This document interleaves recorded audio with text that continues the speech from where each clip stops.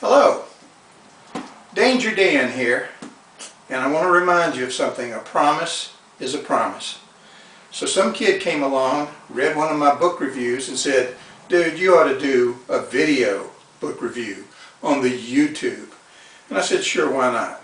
So, having said sure, why not, here I sit embracing Salman Rushdie's Quichotte.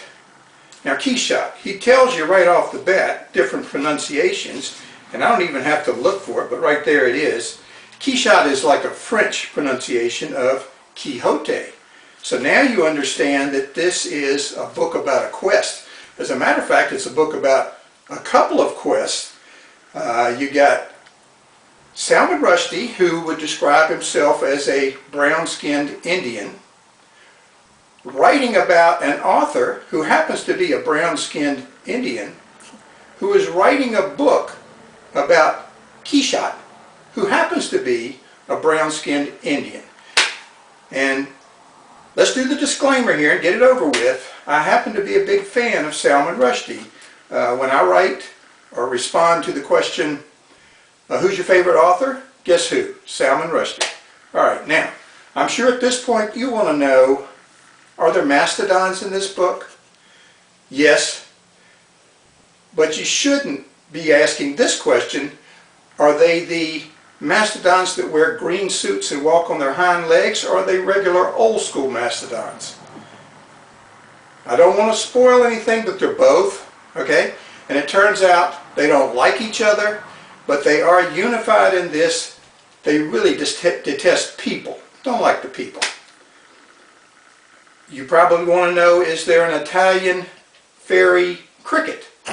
Well, of course there is. You want to know, is there a big-boned, blonde, blue fairy, bus-riding, sandwich-eating woman? What a stupid question. Of course there is. Now, why do I like Salman Rushdie? I'll tell you why I like Salman Rushdie. It's not just the crickets and the mastodons and the big-boned blondes, all of which are fine things in my estimation. It's that he does whatever he feels like doing. If he wants to take footnotes and employ them as a writing strategy, he'll do it for a grand total of, in this book, 2 footnotes. If he wants to invent words, he invents words. If he wants to write a sentence that's 4 pages long, he writes a sentence that's 4 pages long. Anything goes. I love invention. I love art. I love art that creates and pushes boundaries and invents. And it's all over the place with Salman Rushdie. So we start off chapter 1. We learn who Quichotte is. Quichotte is. And his real name is Ismail, which translated means smile, smile. He is a pharmaceutical rep for a guy who makes opioids. So we're touching a lot of bases here, and trust me on that. He's on a quest. He has no love. He has no family. He has an estranged sister that he really should apologize to. And so he starts his quest because he watches a lot of TV, and there's a brown-skinned woman who's a TV star, and he decides she's the love of his life, and he's going to go find her and make her his. That's chapter 1. Chapter 2, we find out that this Quichotte guy is totally fictitious. He doesn't really exist, because in chapter 2 we meet the author of the Quichotte story.